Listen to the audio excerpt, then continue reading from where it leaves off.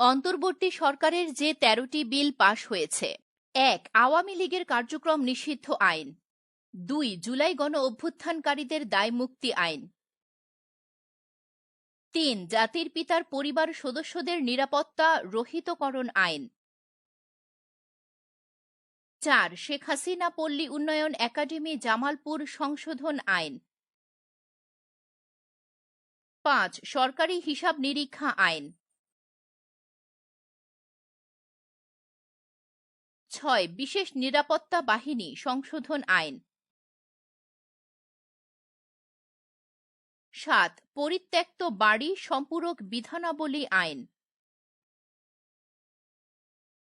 ৮. বাংলাদেশ বেসরকারি রফতানি প্রক্রিয়াকরণ অঞ্চল রহিতকরণ আইন। ৯. Code of civil procedure amendment act আইন।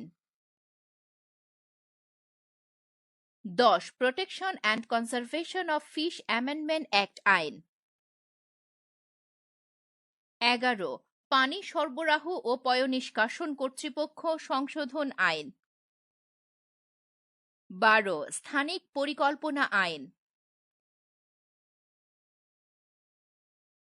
১৩. বাংলাদেশ বিনিয়োগ উন্নয়ন কর্তৃপক্ষ সংশোধন আইন।